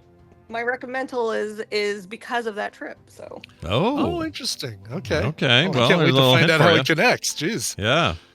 Speaking of connecting things, let's connect ourselves to Randy Jordan, who's also here. Hi, Randy. Good morning, morning stream. I observed a long time ago that if you live in a place that has a miniature golf course and you don't ever go play miniature golf, you have no idea what your home looks like to people who travel to your home, because they all go play miniature golf when they come to your town. Wow. And Is that you a thing? should do it I too. didn't know that was a thing. That's I've learned something. I like learning things here on the show, and you've taught me something today. Yeah, it's my opinion, but I just the first time I ever went back to South Texas after I moved far away, some friends that were like, we're gonna go play miniature golf. I'm like, I've never done that. All the tourists are there. Wow. Okay, so this is how they see this place. Nice. Right? Well, I'm glad to have you here too. I'm glad to have all of us here, and we're going to start with Brian Ibbett, who always starts. And you got a clip, but give us a little setup before I play it. Yeah, I try not to fall into the here's the brand new thing that everybody's excited about. I'm going to watch it and then recommend to it, because if you know about it, you've probably already watched it. But I'm going to recommend it nonetheless. And it's a series, and let's play the clip. Human beings have existed for over 100,000 years. For most of that time, you weren't so different from apes. How long did it take you to discover agriculture? Why don't you cut the shit and tell us? It took you 90,000 years to get from hunter-gatherer to farmer. I love him. After that, how long did it take you to become industrialists? About 10,000 years. Atomic power. 200 years. Computers, the information age. 50 years. And how long do you think it took us to get from hunting to farming, and farming to industry, and industry to atomic power? A lot longer. Our planet is stable. Our catastrophes aren't really catastrophes. We've never had to start over. But they do. Every time they get wiped out. It will be 400 years before we reach you. By the time we do, you will have long surpassed us. You will destroy our fleet, and then come back and destroy our world to make sure we never threaten you again. This is not a conquest. It is a funeral procession. Unless you figure out a way to disarm us. To keep us from moving forward. Have you? Yes. We are going to kill your science. I'm missing a finger, and I have onions in my boat. I love him. Yeah, that was Lean Cunningham, Davos from Game of Thrones. You know, it's there's a lot of Game of Thrones in this thing because it's put together by David Benioff and D.B. Weiss, who did the Game of Thrones TV show for HBO, but also features Davos, features Tarly, Samuel Tarly, features the little sparrow, Sir Jonathan Pryce, features I don't know. We're waiting for Cersei and a bunch of other people to show up. Big woman with dragons or something. The TV show is Three Body Problem. Oh, yes. What'd you say, Nicole? Oh, no. I was going to say Three Body Problem. I tried to read this book 3 times. Yeah. And It's each the time. the 3 attempt problem is what you ran into. Yeah. I hear it's a wonderful book. I just couldn't. I couldn't get in past the first chapter. It is So interesting. It is really incredible, but it does start with a dissertation on the Cultural Revolution in Yes. China, and Yeah. that can be slow reading. Yeah.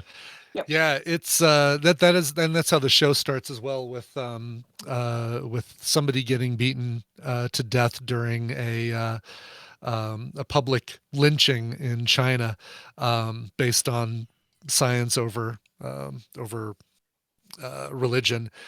And this kind of sets up the whole thing where the daughter of this person gets sent off to a secret laboratory to help fend off an incoming alien attack, which is where the rest of the season goes. It's some heavy sci-fi, but it's fascinating stuff because these aliens are so far away. It's going to take them 400 years to get here. So we've either got to figure out how to prepare in those 400 years, or we have to figure out a way to meet them and stop them before they get close and before they can kill our science. I mentioned all the Game of Throners in here, but you've also got Rosalind Chow, Klinger's wife, or Keiko O'Brien. You've got Elza Gonzalez. You've got Mario Kelly. You've got Giovanna Depo from Fences and I like them a lot. Babylon. I know we've seen him in a bunch of stuff. Oh, Mother. He was in Mother with Jennifer Lawrence. Oh, right. That thing left me with a hole in my heart. Anyway. And a whole lot of Benedict Wong in his natural accent, which is the best part of seeing him in here. It is, my God, it is a fascinating show, and they do enough in the first season to make you feel like you're getting something, right? Because here's the thing: it's a big, expansive book. I haven't read it. Randy, sounds like you've read it. It's 3 books. The first one books. is what this season is based on, and gotcha. is. Okay. I do consider it like one of the best sci-fi books of all time, like top 5 sci-fi books of all time. Yeah, it's on there. I've never seen a list that didn't include it in the top 3 or sometimes number 1. In fact, most of the time when I was looking this up the other day, just trying to see where this thing sat, and it was always like this, Dune, William Gibson, Neuromancer, maybe. Do Androids Dream of Electric Sheep is probably in that's up there in the top 10 usually. Like there's always this top 10 floating around, and this one is always up there, and I'm always like, I got to get over my hang-up. I have this hang-up about that book, which is it's a Chinese author, which is fine, but I always worry about translation.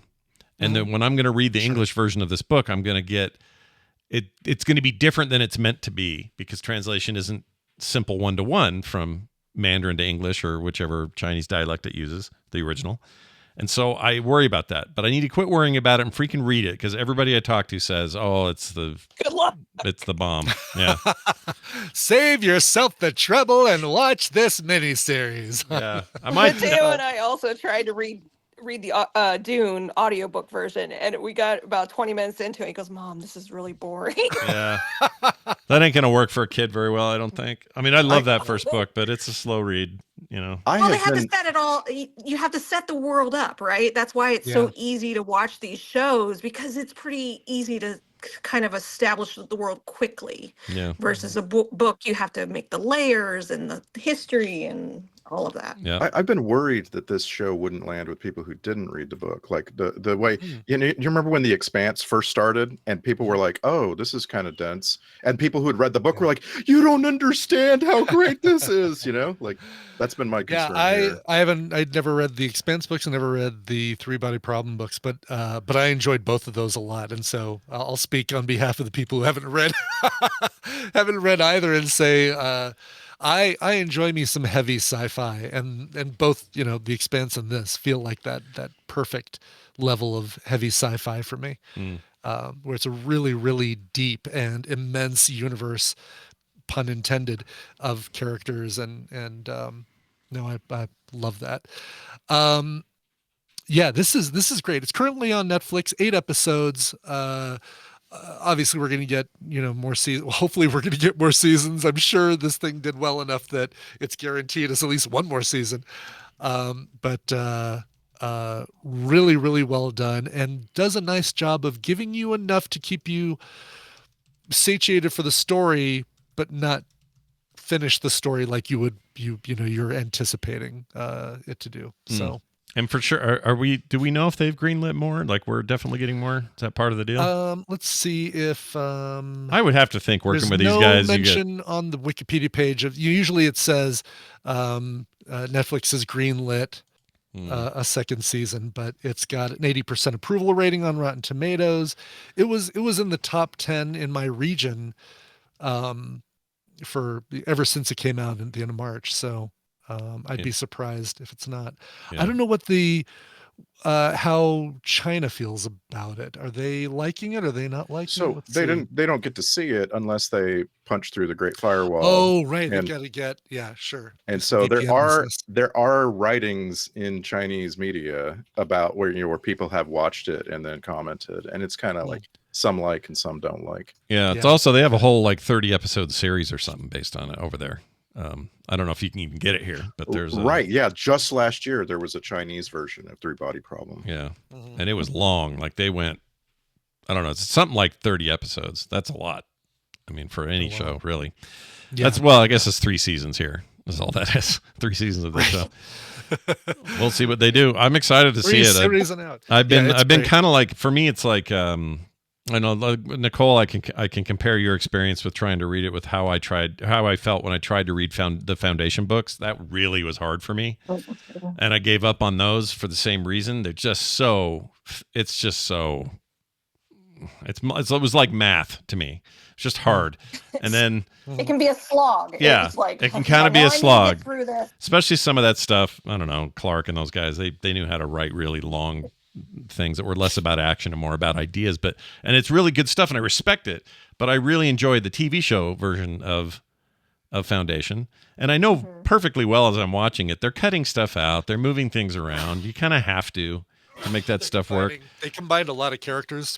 Yeah, and they probably do that. They probably do that here, right, Brian? Like there's probably you haven't read the book, but I'm sure some of this stuff is compressed. The Wikipedia page talks about how this character is based on the characters of these 3 people, and this one is based on these 4 people, and so they do a lot of combining of characters here too. By the way, if you want to check out the Chinese version, it is on Amazon Prime. Really? And Peacock. It's a bunch more reading, but it's there.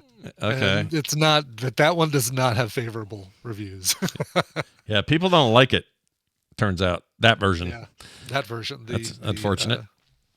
Anyway, cool. Three Body Problem, Netflix, 8 episodes. Check it out now. It's getting good audience and critic scores, so everyone seems to be on board here. Excellent. Let's swing right over to Nicole. You got a show here. I love what you've picked because I find it to be comfort food, but I'll let you explain. Anything you want to say here before I play it? I'm going to take you back to 2002. A show that I loved watching. I had a different mindset. We put this on it's on Netflix. We put it on TV because we were in the condo, Mark's mom's condo, and I was like, I'll just put this on because I'm trying to balance because we're all in the same room. So I got kids. So it's harder to find the more kid appropriate shows that are not cartoons, right? Right. So I was like, okay, Mateo's kind of into murder mysteries and stuff like that and detective kind of stuff. So I completely forgot how much OCD he has. Oh. and after getting sick and now experiencing OCD, I appreciate this show more than you can imagine. And Mateo also suffers from OCD, and we both were just like, he's watching this on his own now.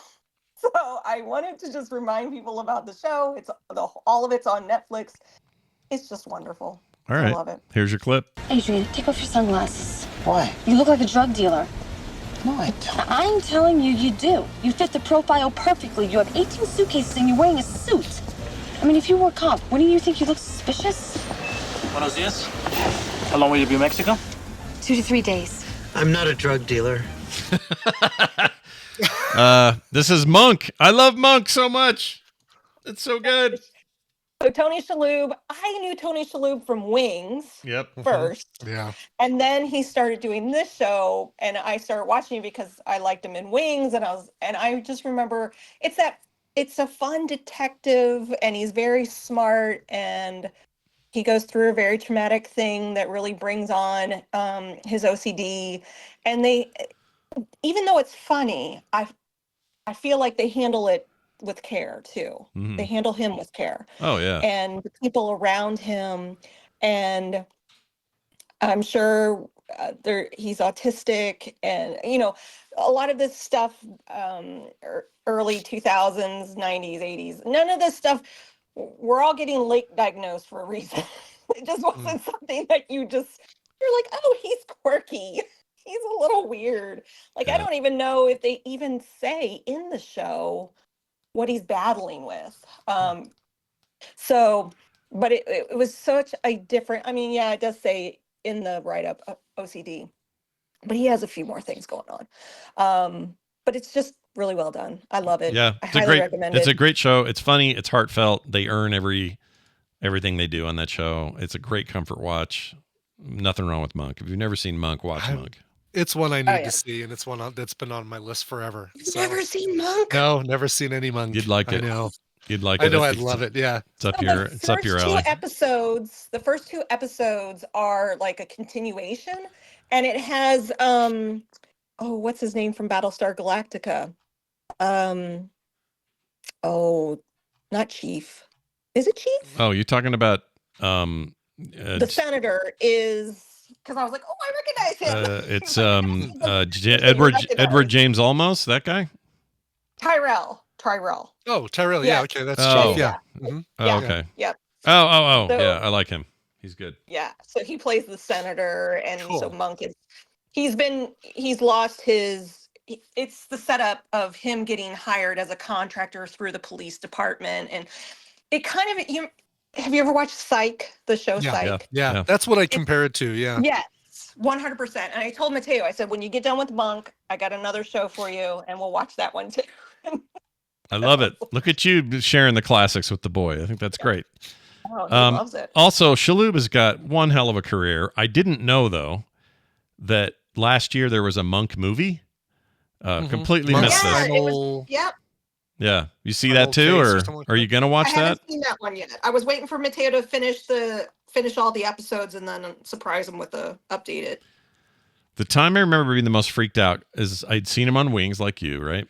And then Men in Black comes out, and he's that weird alien tiny head guy. He is, yeah. Oh yeah. And I remember going, oh, so it's not just going to be typecast like the Wings guy. He's going to do all sorts of weird stuff. Yeah. And then he was in Cars as the little Luigi character voice. I loved him in Galaxy Quest. What's the one with Bill Murray and Gina Davis? Shoot. I know the one you mean. Yeah, he's a cab driver in that, and he is absolutely hilarious. He's completely unintelligible. And Yeah.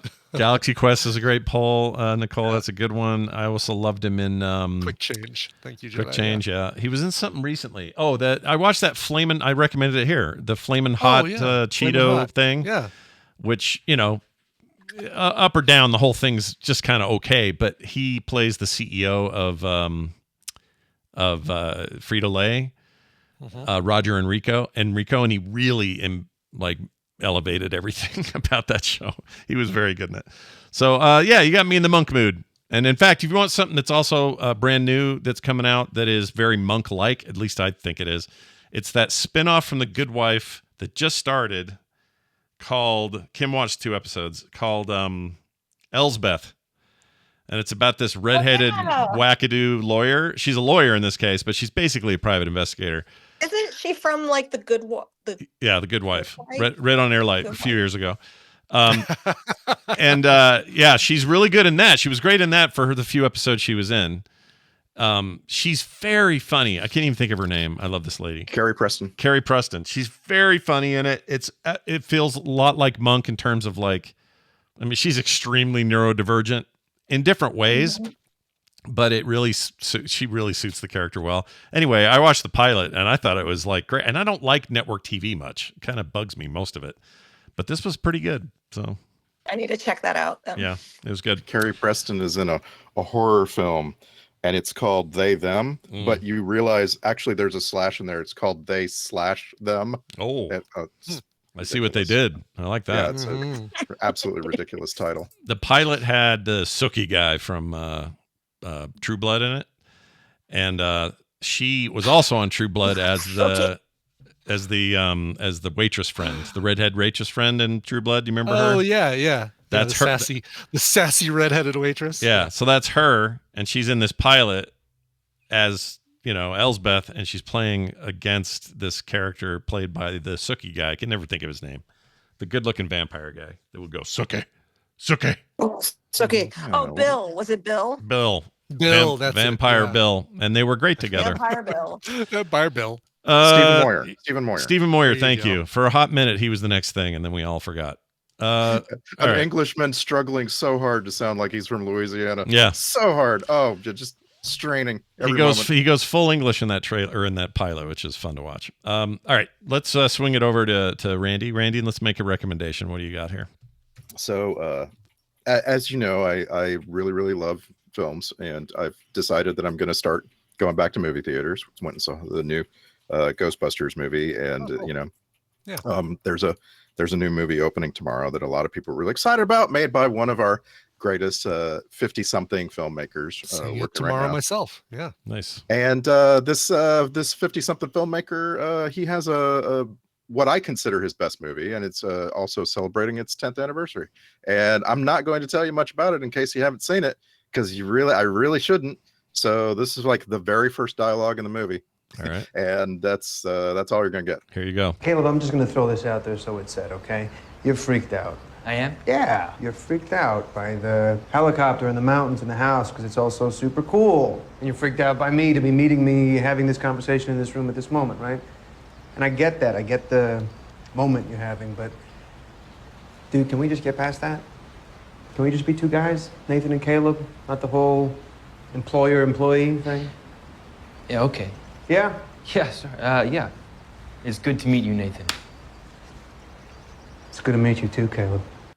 Tell us more. Who is this? That is Oscar Isaac talking to Domhnall Gleeson, and this is the Alex Garland masterpiece Ex Machina, which again is celebrating its 10th anniversary. They have I think they have a 10th anniversary edition. I'm confused about whether that's entirely has anything new, but so Ex Machina is a mystery thriller. It is very quiet, very it feels very drawn out for a movie that's only like an hour 35. In this, you have Domhnall Gleeson is playing a tech bro who, like, he just works at a tech company that's like kind of like Google. And can I correct you on the pronunciation, by the way? Donald Gleeson. Is it Donald Gleeson? All right. Whatever. There's an L in the middle. There's an N in the middle of his name. I'm going to say Donald. I know. Yeah, that's fine. Donald, is it Donald or Donald? I blame Brendan Gleeson because he could have given his kid a normal ass name. It's pronounced Brand. Yeah. Is it Brand Gleeson? Gleeson. Yeah. Anyway. So the super like Jack type guy is Oscar Isaac. He lives out in the middle of nowhere in a massive compound by himself, and he asks this employee to come out there, who comes out there, and then you find out that there are things afoot in this compound.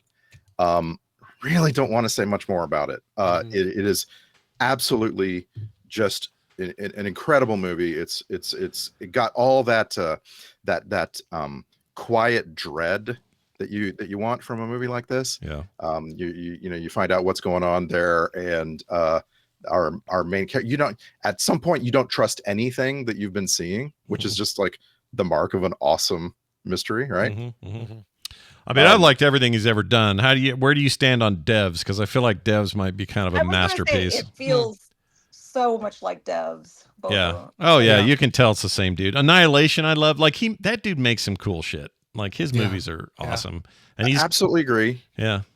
Alex Garland is, like he doesn't miss, or at least he doesn't Yeah, he doesn't miss. He's not even really made anything that's average. This guy is above average every time. Yeah. And I was just like asking myself, is this my favorite Alex Garland movie? And I rewatched it. I'm like, yeah, I think it is. Yeah.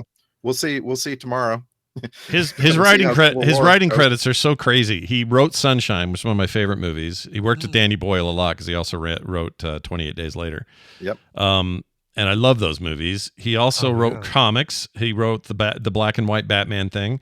He made a video game, or wrote the video game, the story for Enslaved Odyssey to the West, an amazingly underrated game from 2010. Never even heard of that. I need to check that out. Directed and wrote Dread, the only good Dread movie ever made. And he wrote that freaking Devil May Cry game from 1 or 2 games back. Like, and then he goes on to do all this. Like, and Civil War is poised to be like the most controversial film of the year, and it's supposed to be good. I can't wait to hear what you guys think of it, because I don't know if I'll see that in theaters. But I'm glad we're kind of leaving the actual movie aside, because if you haven't seen Ex Machina, I don't even want you to look up who's in it. Right? Yeah. Like you should just take this as it comes, and you'll be way better off for it. Yep. It's got like almost no music. It's got very, very little cinematography. Like it's a lot of Steadicam shots. It's very claustrophobic, wouldn't you say? It's very like close and tight, and you're in that guy's house a lot. Yeah, that's fair. And the main thing is, like, this is Oscar Isaac just chewing up the world, and he's not got a lot to do in the movie. it's really D. Gleason, who you have to like. You have to count D period Gleason, who the whole structure of the film is hung on him, and what a performance from this. And he's still a pretty young actor at this time. This is 10 years ago. Yeah.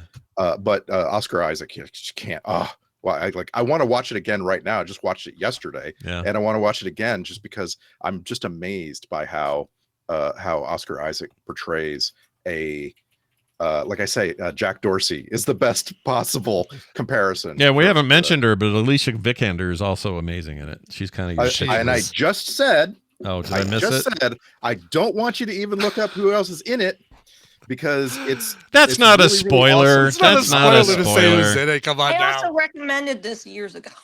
Who did? Oh, really? Did you recommend all this? Yeah. Oh, I don't remember that. I thought you Read did on air recommendation. I thought you did Annihilation. Didn't you do Annihilation, or someone did here? I thought you did. I thought that was Annihilation. I thought that was somebody did Annihilation. And I think I was calling it Ex Machina, or I know I mispronounced Ex Machina. I think is Ex Machina. Let's go to the tape. I yeah. think we should call it Ex Machina. It's very. I think Randy's right. It's one of the best modern 10 years ago. You're right, but it's like one of the best modern sci-fi movies. Oh ever. God, Scott, you're giving it all away. You're shit. describing it as sci-fi. I did it again. Yeah, it's very good. And also, she's naked. That is a little bit of a spoiler. There is that. Okay. Let's swing over to me. I'm going to give you a quick one here. This is also an older film that I had not seen, so I'm on a quest to make sure there's not a stone unturned for a couple of directors that I want to make sure I've seen everything for. I thought I had, and I'd forgotten about a couple, and this was one of them. And I have a cautionary tale to share after this about why we avoid things that we think we should see or shouldn't see because of public opinion, and how annoyed I am it took this long to see this, because I really liked this. So here it is. Cy Abelman? This is not about Cy. You mentioned Cy. Don't twist my words, Larry. A divorce? Well, what have I done? I haven't done anything. Larry, don't be a child. You haven't done anything. I haven't done anything. Yes.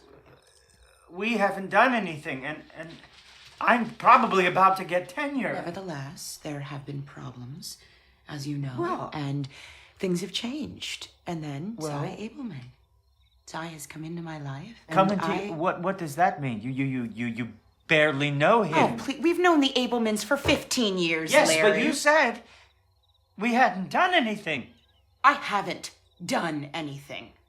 This is not some flashy fling, Larry. This is not about whoopsie-doopsie. Whoopsie-doopsie. This movie is A Serious Man. This is a 2009 film by Ethan and Joel Coen. I thought I'd seen every Coen Brothers movie. I hadn't. I'd forgotten about this one. And I remember at the time hearing, I don't know if it was critics or read something, but it seemed like people were kind of like, oh, this one's too up its own butt, or it's too like referential to growing up as a Jewish kid and no one's going to understand it. And it's just very inside baseball or something like that. I read something that made me go, oh, well, maybe I'll skip it because this isn't for me. Yeah. Because their last movie was No Country for Old Men. How do you even live up to that? And their next movie would be True Grit, I believe. And that's one of my favorite Westerns. So I always just got, oh, well, this is just their little speed bump. You know, it's not going to be great. I am so wrong about that. So wrong. Mm-hmm. A Serious Man is now in my top 5 Coen Brothers films. I loved this movie and found it to have all the ingredients that I asked for from those two dudes, and had it in spades. I also love it when they set something in a time period that isn't current. I just think that's when they're at their best. And the short of it is Michael Stolberg plays this character named Larry Gopnik. Richard Kind plays his Uncle Arthur in one of the weirdest roles he's ever done. Amazing role. Sarah Lennox is his wife, and Fred Melamed, I think is how you say it, plays this character named Cy Abelman. And all of these people have been in other Coen Brothers things, including, in Stolberg's case, he was in season 3 of Fargo. Amazing in there.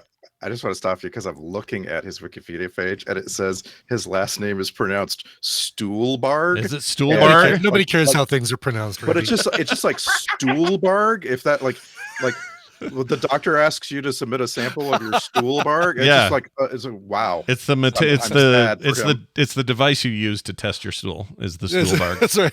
Just fish it out with a Stuhlbarg. Yeah, it'll be fine. But anyway, he is in season 3 of Fargo and is an amazing character in that. This also has Adam Arkin in a small role, who is also in season 2 of Fargo. Like it's clear we're getting a lot of reuse out of some of these characters and actors. Not characters so much. Oh, and Fred Melamed is also in season 3. He's very good. Anyway, it is great. It's really just a story. It's an allegory, which is when, again, the Coen brothers do great allegories. Famously, what's the one? Ain't one of you boys ain't a Smithy by chance. What am I trying to? What's the name of the movie? Brother Where Art Thou? Yeah, is the Odyssey, right? Like it's just told in this different way, and I love when they do that. And this feels like a similar thing. This is the Book of Job. It's basically Job, yeah, exactly. Yeah. But they do it the quirkiest, weirdest way possible, and I absolutely adored it. Just loved it. It's on Max right now. Can't recommend it enough if you're a Coen Brothers fan, even if you've seen it before. Time to watch it again. When it came out, all my Jewish friends were going to see it, and so I went and saw it too. And we had this huge email chain for days and days after this movie, and I was blown away by how much deeper this movie was for them, because they knew all of the Jewish things, all of the steps, that people take in their daily lives, and I didn't. It was like I'm really amazed at how much depth this film has. For sure. And there's like all the stuff with the bar mitzvah and the stuff around it, the ceremony around all of that. I don't have any experience with that. And so what this felt like was the Coens getting a chance to like express how they grew up and what that felt like with a big thick layer of what they do as directors and writers. And the results are amazing. It's a really, really great movie, and I'm annoyed that I didn't love it or watch it back then. Brian hears something in his office. Yeah, something just fell over back here, and I don't know where it was. It wasn't that ball. Your ball stayed. You look at your balls up there still. We're good there. My sphere, yes, or my Hugo. All right, well, Scott, I'll find it in pieces on the floor somewhere. Yeah, your gauntlet didn't move. Yes, Randy. What? Nope.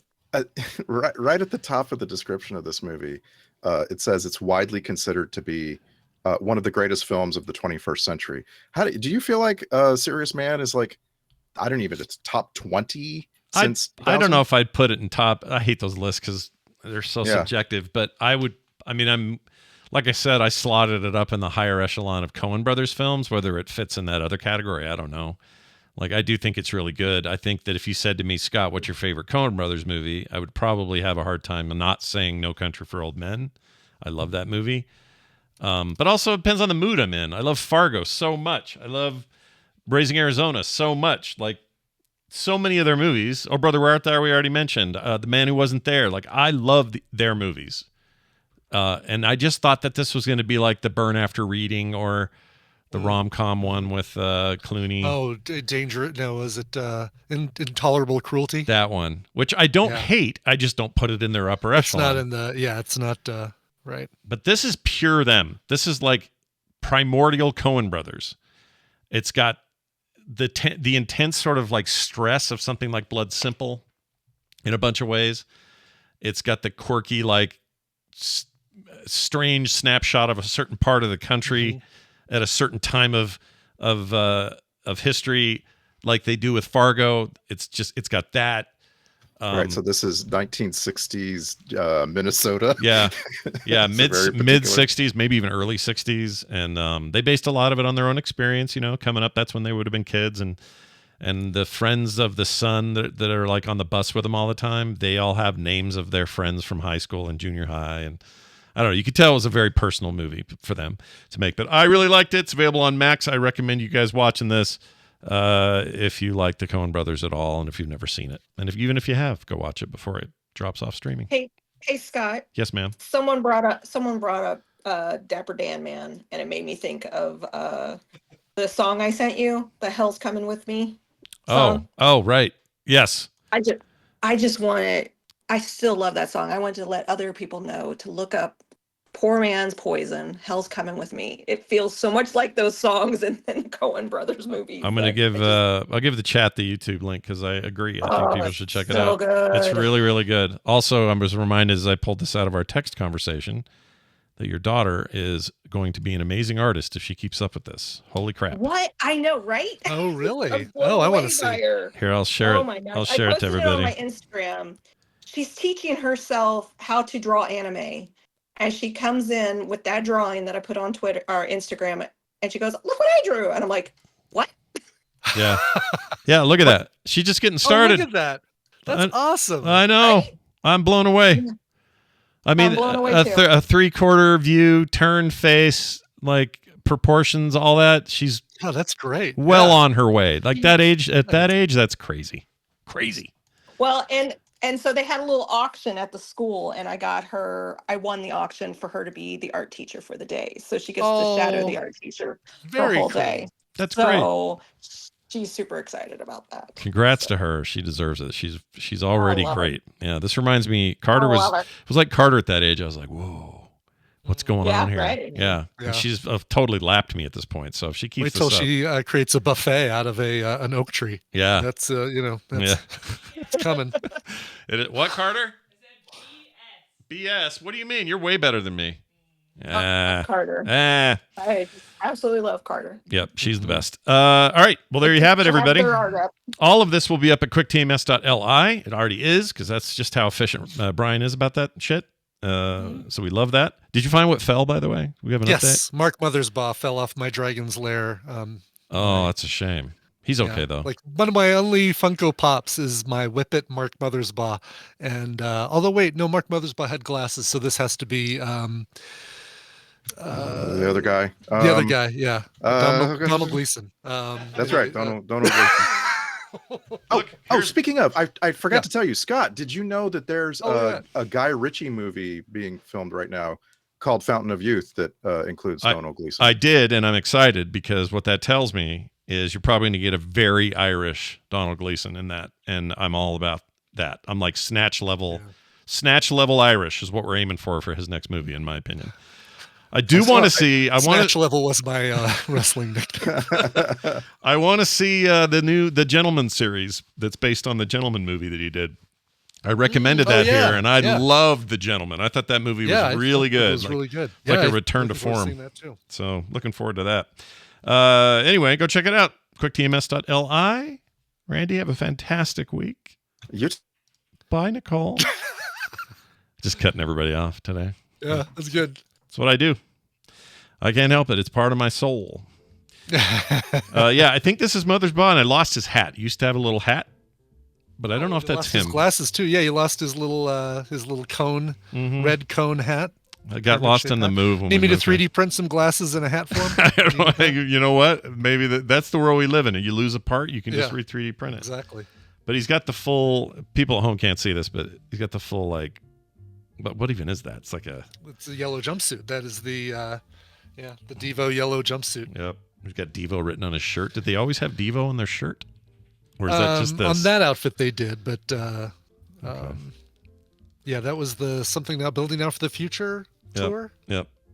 I should get him a new outfit where he just makes movie music.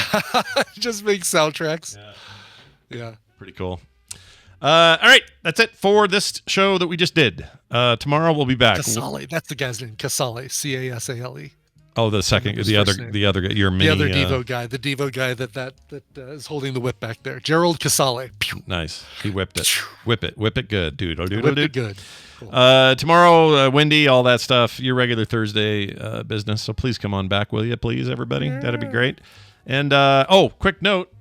I'm going to send... no Thursday show. Yeah. No, just kidding. Definitely there's a show tomorrow, as far as I know.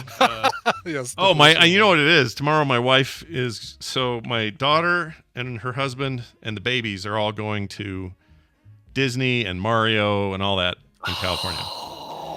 So they're taking Kim with... As you'd think like, no fun for her. Or is she like the nanny? She loves that shit. She will love going around with the kids. So she's leaving tomorrow morning at 5 freaking in the morning to take the kids. I'm going to be 6 days without Kim, just me and Carter. Driving to LA or flying? Flying. They're flying in the morning. Flying. They're not doing the Florida. They're doing the LA, right? LA, yeah. Anaheim. Anaheim, yeah. Cool. So, and, they're paying to take her, and, they're making this big thing out of it, but Kim is so stoked, and I'm jealous. Kim currently has put a big bowl of food on the floor. Like, it's overflowing of big bowl of food on the floor for Scott to eat for the next 6 days. The rumor was she was going to make a big batch of jambalaya before she left that I could just eat all week. Oh, yeah. I don't know if she's still doing that. Carter, are we still getting jambalaya? Do you know? What? Are we getting jambalaya still?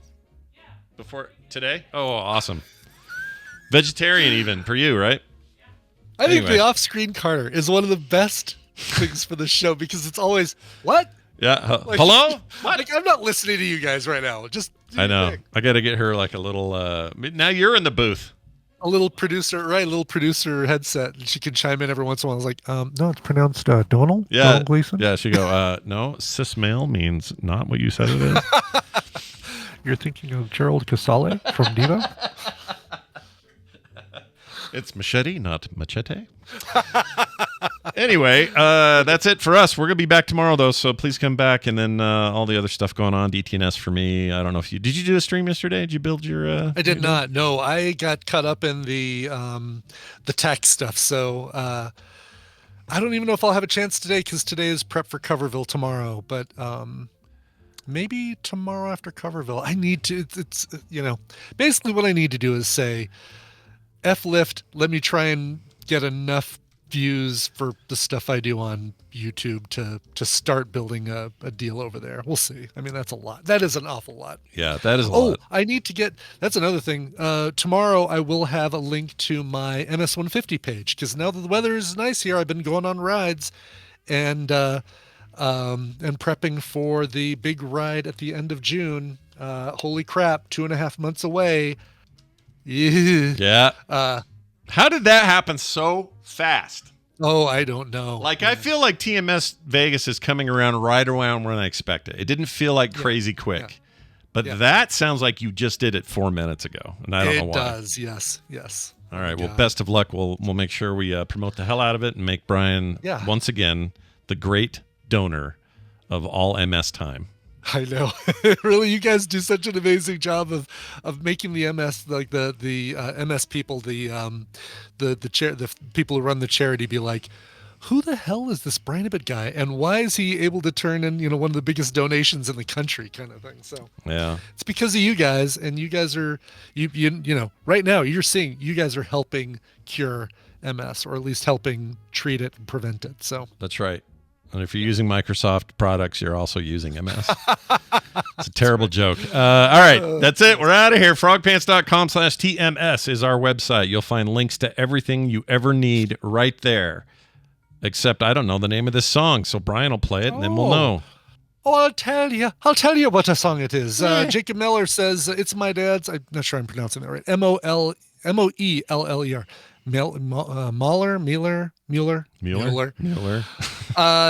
He says it's my dad's 52nd birthday on March 15th, and he's been listening to the show for as long as I can remember. And there's hardly a car ride without Scott and Brian. I've inherited most of his old man taste in music, but sadly, not U2. I'd much prefer a Tull cover, of which he's made me a fan, but U2 is his favorite, so I'll oblige. Thanks for the memories, TMS, and happy birthday, Dad. I love you. Oh, that's awesome. And also, Dad, sorry, you're right around our age, so Happy birthday. that's just what you get. It's funny that his dad is younger than us, and it's like his old man taste in music. Yeah. Great, thanks. All right, how about a cover of some U2? This is from an album. I got to interview this guy years ago on Coverville. Put together this album called Electron Love Theory, the electronic tribute, Blue Sky Vertigo to U2. This one came out in 2010. It is some incredible electronic covers of U2 music that don't feel oonce dance clubby. They feel like, they're very approachable by people who like or don't like typical EDM. Here is their take on Sunday, Bloody Sunday. Here's Electron Love Theory. Get more at frogpants.com. Reclaim your anus. Okay. I mean, it was mine in the first place.